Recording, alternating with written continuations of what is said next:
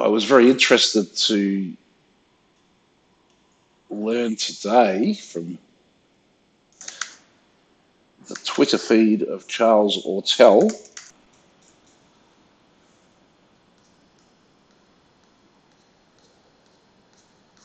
sausages.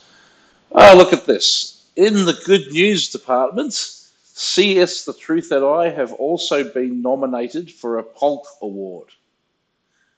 In the good news department, CS The Truth and I have been nominated for a Peabody Award. Honoured. Wow. Isn't that swell? A Peabody Award. What an honour. It's one of the highest honours in journalism, basically second to the Pulitzer Prize, the Peabody. So what a great honour to be nominated for a Peabody Award. Reminds me a little bit of Robert David Steele. He was nominated for a Nobel Prize, even though after he was nominated, supposedly he did the research and found out he wasn't eligible. But what a great honour to be nominated. Well, what does it actually take to be nominated for a Peabody Award?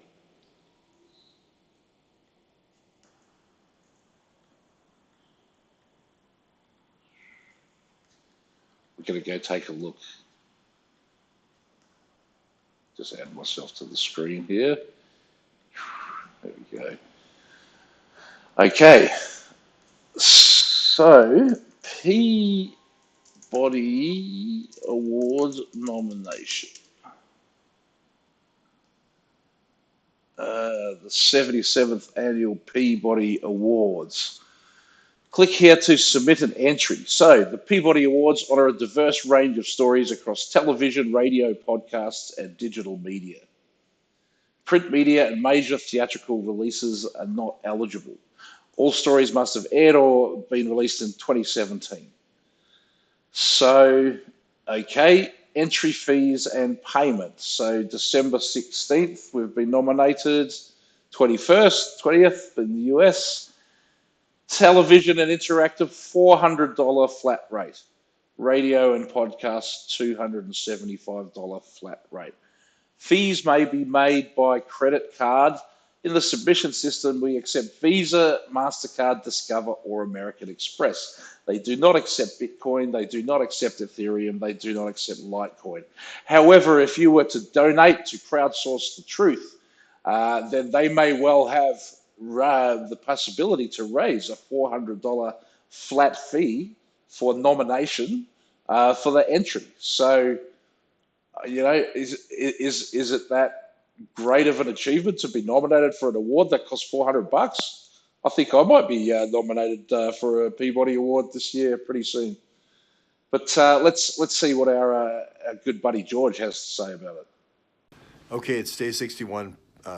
Version 8, and I just got word that Charles Ortel and Jason Goodman were nominated not for just a Polk Award but also a Peabody.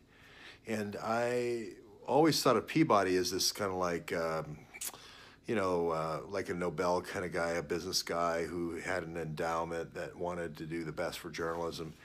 And then I always get Polk and Peabody mixed up because I thought they were both kind of the same thing. But 2 in 1 week? Really? Are you kidding? This is the future of journalism. And I just want to say congratulations to Charles for his incredible work. And I also want to say congratulations to Jason for his in-depth reporting and interviewing. And one last thing I want to say is a shout out to Quinn Michael, and I hope you get better. And congratulations to you both. And on from the nomination, on to victory and the victory speech. Yeah, well, there you have it. What an amazing achievement! 2 nominations in 1 week for something that anyone can do for $400. This is the future of journalism. This is where it's going. You've got Silicon Valley software hardware salesman. He says he used to sell guys like the Fango's time for $1,000 a day. I don't know. He's just like pimping out technologists when he's not running around with dominatrixes and police and task force strike team, whatever that one is. Yeah, and Jason and Quinn are hanging out in casinos in South Dakota, saying that they got attacked by someone in a different state. I mean, what did they jump through the wires in the casino and jump out of the poker machine that was mining bitcoins? Anyway, as you can see, I'm not too impressed with the Peabody Award, and I have to say, George Webb. Let's take a look at another one of his videos for today. So this one, JTTF has resources. What about Task Force Beatty? Okay, it's day 67, and this is part 7. And I know there's been a lot of IDing and so forth of the people that are coming forward as whistleblowers. So we have to factor that in, which is fine. Sorry. What the hell is that? What does that contribute to anything? Let's go back to the first one of the day. Journalism begins when you get a pre-Christmas present. So okay, it's day 61, and this is part 1, and this big Project Cassandra dropped yesterday in Politico. This part 1, part 2, part 3, very long article. I believe it was brilliant article, by really excellent Bahara article. and Andrew McCabe for their network here in Northern Virginia and also Maryland. Because this didn't come about. The deputy director of the FBI and former district attorney from New York. Give it to somebody who's now they're writing articles for Politico together. In the middle of like a judicial inquiry, like don't you think these people are too busy to do something like that? When things occurred and a very light treatment on what actually happened. A light treatment on what happened. It says Hezbollah was freaking trafficking cocaine into the United States, and Obama turned a blind eye. So people are coming in who are involved in this project because there were so many people, and this is going to show that the Awans are involved in this directly with Hezbollah, and I'll show you. This is going to show the Awans. Remember, here's kind of the Mark Levin. So here we go. George is reliving all of his past glories of this crowdsource investigation, and he's basically, without saying it, he's trying to create the impression that he has been all over this Awan story from the beginning. And certainly he's a journalist who's covered the Awan story. But with all of his pounding the pavement, getting on the street, what has he got to point to? He's got this story that he found the blackberries of Andre Taggart, but in fact he didn't. The blackberries weren't there when George went to speak to this guy, who George doxed. He completely doxed the guy and caused a lot of problems in his life. But he did the right thing. His wife was working for naval intelligence, funnily enough, another deep state connection in this story, and they handed the blackberries back to the Navy. So I don't know. By the time George met this guy, he didn't have any blackberries to show George. But he told a story. George passed the story on to Luke Rosiak, who's the journalist who does deserve the credit for this. Luke broke this in the Daily Caller, February 4th, exclusive. House Intelligence Foreign Affairs Committee members compromised by rogue IT staffers. Let me bring that window to the front. Hold on. That's better. So here you go. Luke Rosiak, Daily Caller News Foundation, completely breaking the story of the Awan brothers. Now, when did George Webb first start talking about the Awans? Well, here we are. Day 113, DynCorp Harvest, Good Killing is Good Business, Part 1. Published on the 13th of February, 9 days later. And look, there's our buddy, Imran Awan. So for sure, since February the 13th, 9 days after Luke broke the story, George has been on the story. But what's this thing about Hezbollah? When has George been talking about Hezbollah? He described them all as members of the Gulen organization and then MS-13. And originally, this was all everyone was working for Hillary Clinton, if you recall that. That's how we got onto the Clinton Foundation in Haiti, to DynCorp rat lines of human and organ trafficking. And that's what George was working on when we come around to this Awan story that he decides to switch to. And let's have a look at this one. And George actually acknowledged that he got the Awan story from Maria Bartiromo. So even in his first encounter of the story, he's not giving Luke Rosiak the credit. Let's watch this one.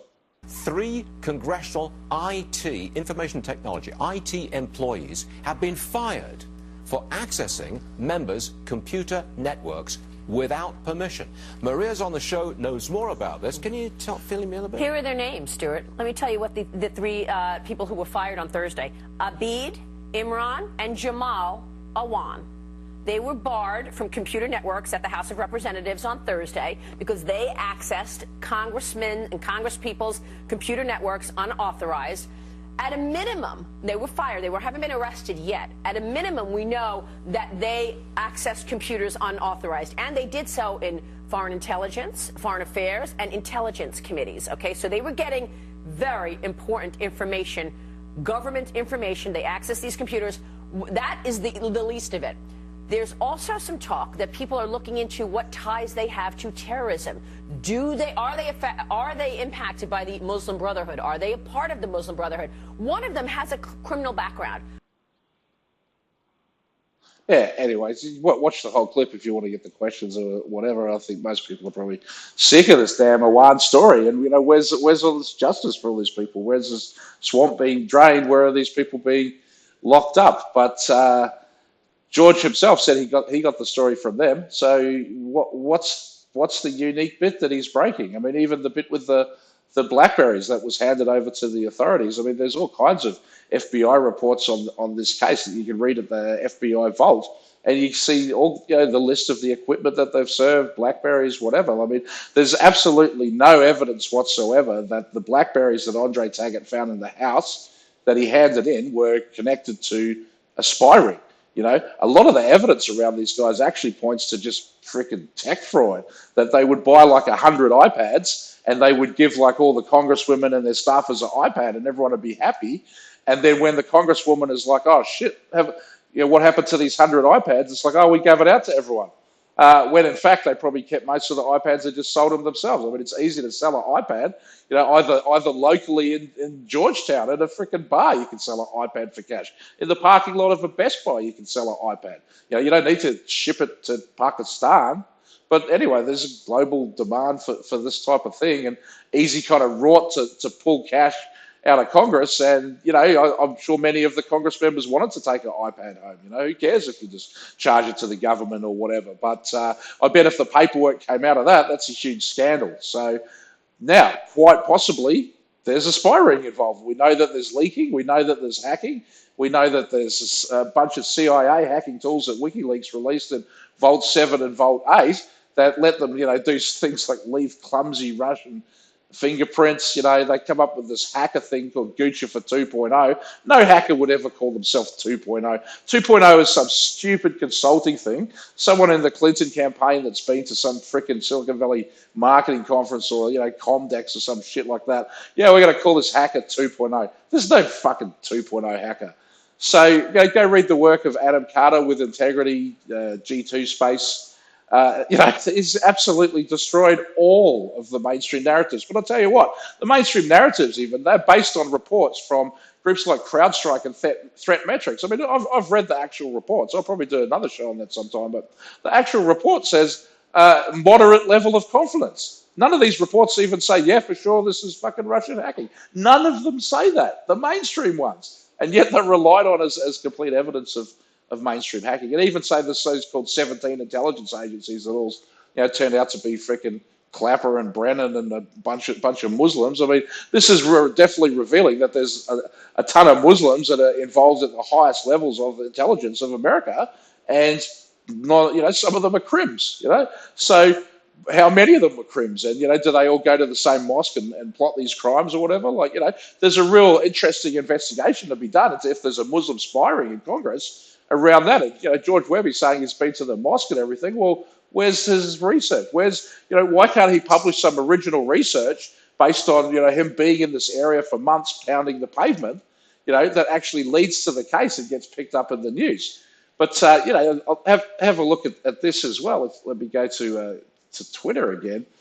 And, CS, the truth promotes fake Peabody Award nomination, and then brings in another hoax professional to boost view totals. Will it work? It just might. So yeah, they've got Laura Loomer, another Zionist, coming into like, hey, here I am, I'm a great journalist too.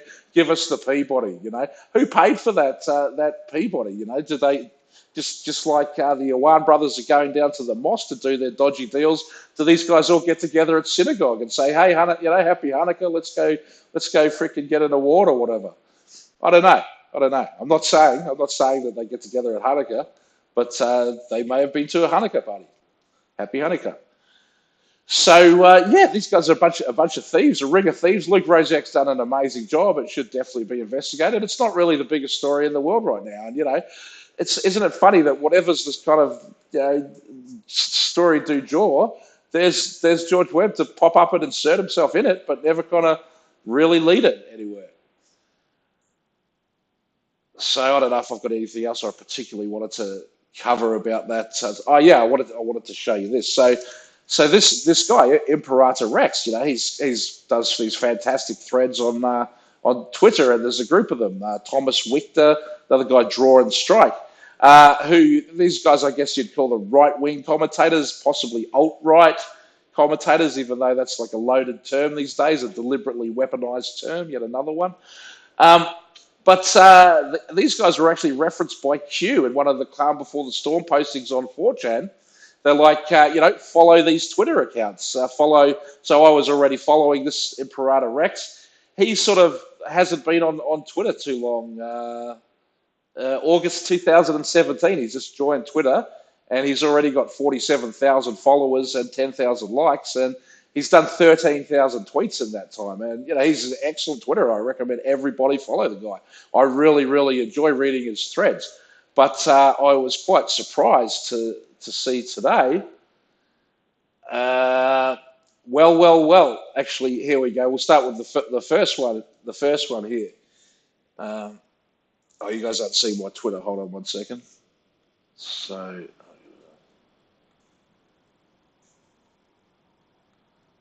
yeah, there we go.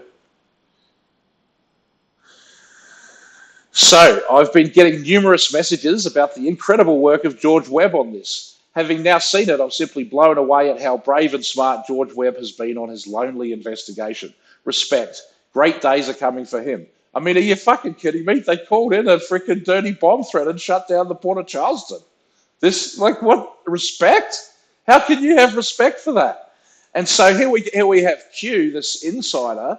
Is Q one person? Is Q a team? Is it the NSA Q division? I think that it's probably white hats that are working with the president to, overthrow the corruption in the system. They know it's going to take time. They're worried they're going to lose the support of the base. And so, there they go with Q to keep a story, have a laugh going, get everyone engaged and thinking and talking about this stuff, while some of these bombshell stories hit. And these bombshell stories, by the way, a lot of them are coming from True Pundit, who has been a source to Crowdsource the Truth and to George Webb. Awesome reporting, True Pundit, really great reporting, but openly says we're ex-FBI guys and still talk to people within the FBI. So I really believe that there are white hat good people within the government. They love America. They love freedom. They listen to Alex Jones, and they are part of this patriot movement to restore America towards the ideals of the founding fathers. Maybe I'm an optimist, maybe I'm crazy, but that's my wish for Christmas, and so in this team of sort of FBI counterintelligence agent types, we have to consider all these people: George Webb, Swigert, Action Dave Swigert, Jason Goodman, Quinn Michaels. Who exactly are these people? Laura Loomer. We know Jack Posobiec, one of these truther figures. He's ex-military intelligence. So, do the rest of these people have intelligence background? Well, George Webb says he has. He says he's been involved in CIA missions since 1989. He says he's done human trafficking. He says that he's an advocate for child sex trafficking by intelligence agencies. He wants a reduction in the amount of it. He's not interested in stopping it. He's also said he doesn't want anybody to go to jail. The James Elephantis of Comet Ping Pong is his friend. In fact, maybe we could go and watch that. Okay, it's day 56, and here I am at Comet Pizza. I guess James Alefantis really does work here. Supposedly he came up to meet me. Task Force said he came up to meet me. But, you know, I don't believe it. I mean, it's one or the other. It's either Uranium One or it's Common Pizza. You don't have a choice in this world. You got to do one or the other. So, Task Force, do you think that was James Alefantis? She says it was. So, but did he know me? Did he know me? I don't know if he knew you, but he followed us from... Okay, she thinks he followed us. But I think Task Force would know. But I have it on good authority that Task Force said that I do not know James Alefantis. But they have damn good coffee. What was the name of the coffee place? Little Fox. Little Red Fox. Little Red Fox. Little Red Fox. Pizza. And Best of Pizza, and then, I'm sorry. Politics and Pros is supposed... Get a picture of that. I got it. You know... Well, supposedly this is all owned by Saudis and whatever. So yeah, and then you've got his brother Action Dave, you know, also from the deep state with a deep intelligence community background, you know, and he's quit Twitter in a huff last night after a bit of an interaction with me where you know, he was trying to be a typical social media bully in the chat room, just like out of the intelligence troll playbook. And somebody had asked if I had gone on a show with DeFango. And I said, yeah, we were just on Nathan Lift the Veil show the other day, talking about solutions and what people can do to make the world a better place, you know, to build this brighter future that you know, we're all moving towards very rapidly. Some of us, you know, especially the ones that embrace the new internet, the new media, and the new currency world of crypto, we're moving at a very fast pace into tomorrow. And, you know, we see people around us who are moving at a slower pace. That's okay. But, you know, George Webb, he's moving at a frenetic pace from point A to point B and has been for more than a year. Why? Is it a LARP? Is this part of the IARPA project? You are here? Well, I was speculating about that yesterday on Twitter. And, you know, when I said that I'd been on Lift the Veil, Dave Acton got very upset with me. And perhaps I could pull it. He's blocked me and he's blocked a bunch of other people on Twitter. So it makes it a little bit difficult for everyone to see, you know, what was going on, the conversation. There were a few of us there at the time participating, and it was kind of innocuous enough. But, you know, perhaps I could go back to my comments and just recreate from my memory what it was that Dave actually said. So yeah, I posted my video. I've done a actual eight-part, even though it goes up to part 7 YouTube series called Silicon Valley's Secret Weapon: The Shadow History of Burners. The reason that it's 8-part is part 5 about burning with the man is so long. There's a 5A and a 5B. But if you make it all the way through that, it's 23 and a half hours of content.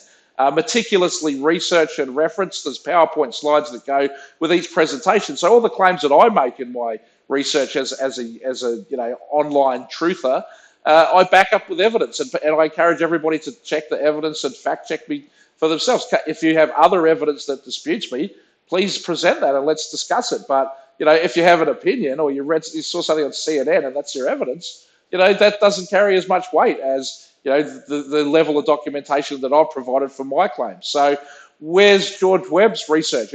Where's Jason Goodman's? If this is truly a crowdsourced research effort, why aren't those guys sharing their research the way I do, the way Jan Irvin does, the way Joe Atwell does? You know, like that's the actual way to do it on the internet. You know, DeFango, another great example. That, you know, he's got a paste bin for everything. He's Steemit accounts where you can go and see and check this for yourself.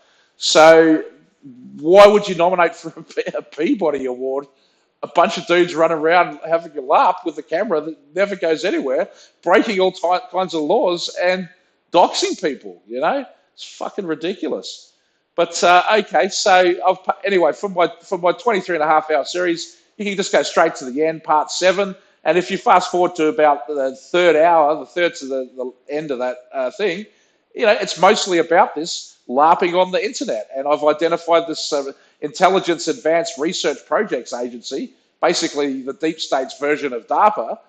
You know, they have projects specifically about crowdsourcing the truth on the internet, and specifically about live action role play, involving citizen journalism and community building. So, maybe that's just a hell of a coincidence that shortly after those projects were announced, all these things popped up. I don't know.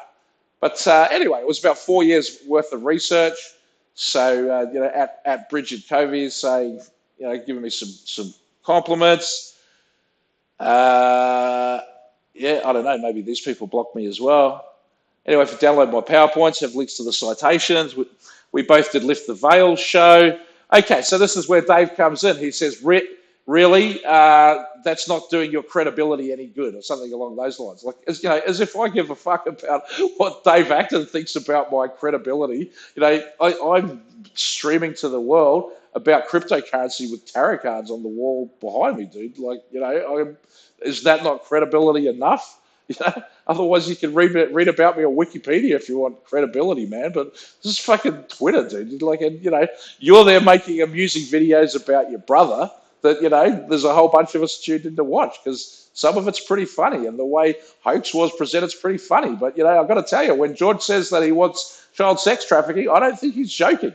And when he says he's been involved in these trafficking projects, it doesn't seem like he's just joking either. He seems to know an awful lot about this stuff, and he needs to be called to account for that. He also seems to be showing, some kind of sexual degenerate kind of behaviour from what's coming out from these different women he's been in.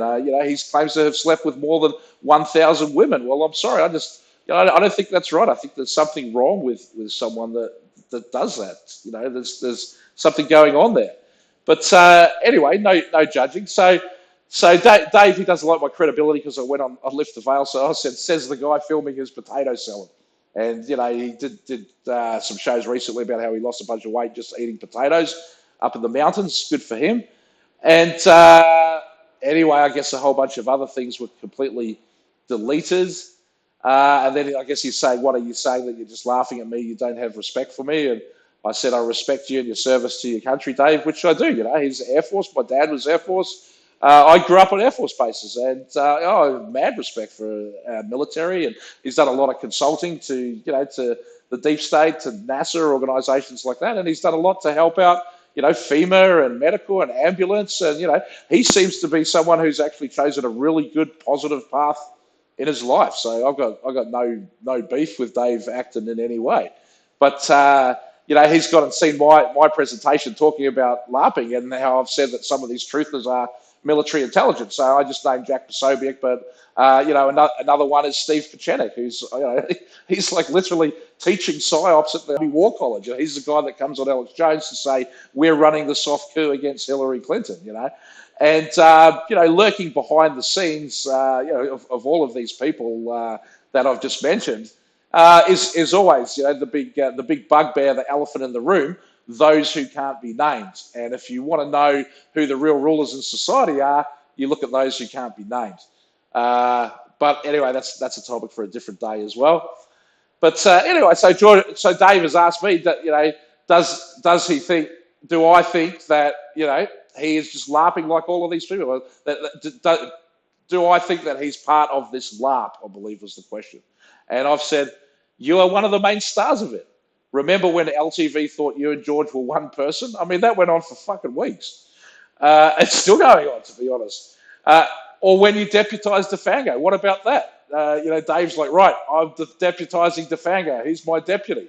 And then later on, Robert David Steele is like, right, DeFango, you're the tip of the spear, right? And so on the one hand, you've got an ex-NSA guy saying DeFango's my deputy working for me. On the other hand, you've got an ex-CIA guy saying DeFango's my deputy working for me, tip of the spear, which is an Alex Jones term, right? And obviously DeFango, he found the spear of destiny. And, on recent shows, he said that he comes from the secret society of the Black Hand. So, sorry, DeFango, you're a good dude, man, and I don't mean anything bad by it, but you can kind of see what people out there may have a question mark about, does this dude have any deep connections to the deep state? NSA Deep State Dave says it's his deputy, you know what I mean? And he's also mentioned Intel Vela, who has a Navy background. He doesn't make any secret of that. And Montegraph seems to, I don't know what that dude's background is, but it wouldn't surprise me if there's something spooky-wooky involved. He seems to love that black and white checkerboard pattern on his face in his videos a lot, and we know that that's a sign of Freemasonry. I mean, are all these people Freemasons? I showed in my Shadow History series that a lot of the links between what Anonymous was claiming in their Project 2012 and Project 2020, Mayhem, Project Mayhem, which is what Burning Man's all about. They're talking about this thing Tyler, which is a Masonic term. That Tyler is the person who guards the lodge. It's the interface between the lodge and the outside world is the Tyler. And, here we've got all these people running around talking Tyler. Like, I don't know, the question's got to be asked. So anyway, back to my tweet to Dave. So he deputised Fango. And by making videos about it, you embed yourself in the story even more. But I am sympathetic to the family and mental illness issues you are dealing with. And, Dave's done a number of videos about that. He puts them up on the internet, he takes them down straight away. So you've got to save them as soon as you see them. But both the Swigert brothers have at various times, been quite revealing. And it sounds like they came from, an eccentric and kind of troubled household, and so I feel for them. And, I think that when Dave was wishing for George a Merry Christmas to maybe give this thing a rest for a little while and come in and spend some time with your family, you don't have to be streaming on YouTube every day with the cops and the Awans and the court cases, enjoy this time of year, man.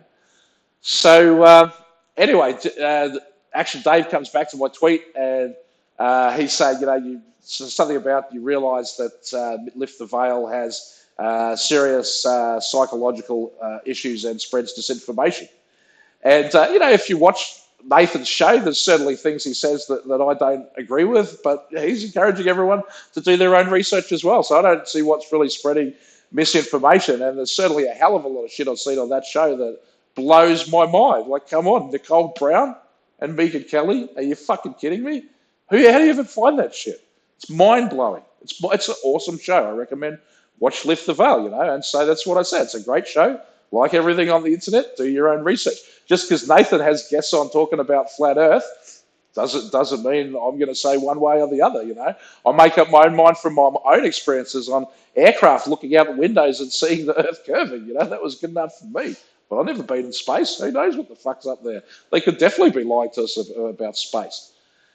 But anyway, someone else asked me about WikiLeaks, and WikiLeaks is never critical of those who cannot be criticised. Dave is going on about something else, and he's saying, "Oh, what? You don't think I'm connected to the deep state, do you?" And so I said, "Oh, your former intelligence, do you still have any clearances?" Which I think is a very legitimate question. And if you look at the guy's LinkedIn, it says he's still working in Homeland Security projects on his resumes. I've got 3 different versions of his resumes, but they all point to deep embedding within the deep state. And, there's no serving your country. There's nothing wrong with that in any way. Like, I don't see why Dave would be embarrassed about it in any way, unless that background has a particular pertinence to his activities or his brother's activities on YouTube that they really don't want us thinking about. In that case, it might be embarrassing and you might want to hide it. But otherwise, what's not say, fuck yeah, I did tons of shit for the NSA. I did tons of shit for NASA. Why wouldn't you embrace something like that? Something about, I think Grace was worried that maybe Dave's tone was something to do with her, something she said, but no, I don't think it was anything at all. I think he was just pissed off with me.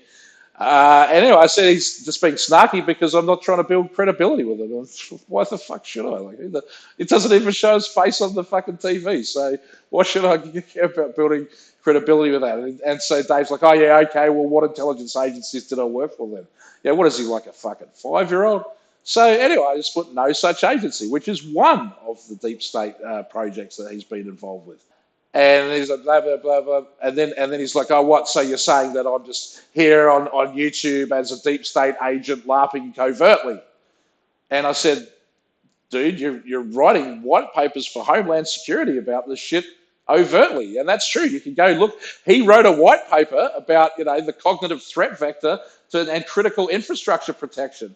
And if you go look at the Homeland Security, cybersecurity course, there's tons of it in there about maritime port protection and national preparedness for cybersecurity threats. So here he is saying that LARPing of YouTubers is a cybersecurity threat at the same time that his brother LARPing on YouTube is fucking calling in a fucking nuclear bomb threat. It shuts down a port, right?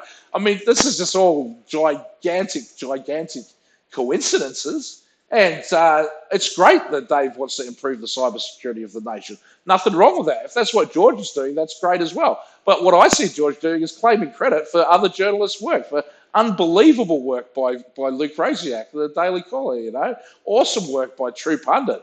And where's the piece of journalism that George or Jason can point to from their work? Where's the piece of research they can point to that has become a huge and significant contribution to this story? And look, when George started to go down the legal route, like, okay, let's sue these guys, I thought there was some merit to that. I understand why the Becks got exhausted from their case, but the case wasn't thrown out because it was weak. It was thrown out for procedural issues, and they would just have to start the whole nightmare all over again with two of the witnesses dropping fucking dead in the case, right? This is like they went and served the papers on Debbie Wasserman Schultz and the DNC in freaking Florida, and the guy just the next couple of days is dead. He's dead. And then payments to this firm CrowdStrike the day after he dies and the day after Seth Rich dies as well. I mean, were these just fake deaths? So these kids went and took a holiday so they could blame themselves as the victims? I wouldn't put anything past it. But, George could have taken that case over and used his platform and his profile and all the people that follow him, to get the Becks case up and running again and to raise the money for them. I mean, for fuck's sake, do a ICO. Come to me. I'll do an ICO for you, and we can crowdsource the legal case to really make this thing happen, right? Because this is what Judicial Watch is doing, and Judicial Watch is doing an amazing job. Tom Fitton and Luke Rosiak went and arranged a briefing, on Capitol Hill for a dozen congressmen and senators, and sat there and took them entirely through every aspect of the L1 case. Now, what part of that they went through was George Webb's evidence and intelligence? If some of it was, I think Luke and Tom should do the right thing to point that out and credit George. But I think the fact that they haven't done that doesn't mean that they're bad journalists who stole all of George's hard work. It's absolutely the other way around, and the onus is on George to show all of us something that he's done. Not, I found Andre with the Blackberries. You didn't, dude. You didn't. Where's his Blackberries? You got a report from a witness that he handed Blackberries over to the feds. You didn't find any fucking Blackberries. So anyway, I tried to get Dave back on track. I said, look, you don't have to justify it to me, Dave. I told you I respect your service. Focus on the real issue here, the Hoax Wars Christmas special. And I recommend everybody should tune in for the Hoax Wars Christmas special. It's going to be awesome. It's beginning to look a lot like Christmas, and it's good to reflect on the year. This Peabody and Polk Award winning journalism, this quality journalism that we've seen from the clownsource team, everyone's Mossad, French Mossad, old Mossad, new Mossad, this is just brilliant. This is just brilliant. And then Laura Loomer comes in and they're like, oh, no, we're not Mossad. Okay, dude, whatever. Give them an award. Millennials love awards. That's one thing I've definitely learned. I find it hard to work with millennials. I'm 44 years old, but give them a fucking award. So, Merry Christmas. Merry Christmas. Enjoy your awards, everybody. Enjoy your time. See if there's anything. Okay, so there's a couple more. I'll read them out to you and I'll try to explain. Because, I guess I owe it to the community. I'm getting blamed for taking Dave Acton off Twitter and getting everyone blocked. Oh, dear. Well, I didn't block nobody. I don't block nobody. Blocking people, that's the mark of a troll. So, anyway, I said, this is Twitter, dude. Make your own choices. I'm sure you can figure it out. Come over to Steam It. And I encourage everyone, come to Steam It. Steam It is where it's at, people. It's a platform where you can express yourself, get paid, not just at the time you express yourself, but forever. Forever you can be getting paid for just sharing your thoughts on the blockchain. So, make your own choices. If you don't want to read my tweets, don't just scroll to the next tweets. There's a lot of fucking tweets to read. Anyway, he's trying to say, I was only at the NSA for 1 year or whatever. So I said, laugh, good one. Your old resume said you were NSA. Why did you take it down if there's nothing to hide? And indeed, I've got 3 different versions of the resumes. Why I get a little bit, suspicious of people with 3 different versions of their resume. But anyway, he's done great stuff, and he's got an excellent resume. You know, the guy should get hired in a heartbeat in cybersecurity. I honestly don't think this YouTube LARP thing would hurt his career in any way, especially now he can point to the white paper and say, oh, yeah, that was all just part of my homeland security project I did last summer, writing a white paper about it, you know? Why not? So anyway, he's getting upset with me. He's saying, well, you know, you obviously don't care what's really going on, Steve. And so I said, why? What's really going on? And he's saying, no, you don't want to hear my side of it. You're just here to like get fodder for a YouTube channel. What the fuck, man? I got better things to do than this shit. But anyway, Merry Christmas. But yeah, anyway, I said, tell us your side, Dave. I really want to hear it. And then he's like, no, I'm going to leave you to your LARP. And I said, sorry, dude, I don't play ARGs like you guys. So that's an augmented reality game. Active reality game, active shooter. This is the new level of psyops, people. It's these freaking LARPs, ARGs, false flags, synthetic terror events, crisis actors. You know, I mean, these people are actors. Oh, look, yeah, I'll go out with that clip. That's freaking brilliant. Okay. Hey everybody, this is Lou Louser, and today we're talking to the inventor of the biodegradable water bottle. Now what happens here, this is a plastic water bottle, correct? That's right, Lou. And then with a biodegradable water bottle, that means it breaks down and it goes back into the earth. That's right, Lou.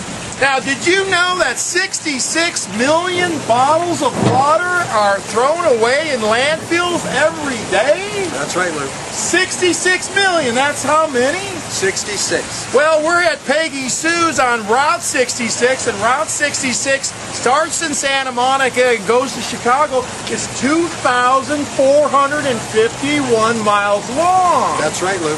And did you know that if you took a water bottle and put it side to side, 66 million water bottles could be stacked up from Santa Monica to Chicago, and that's how many water bottles we throw out every day.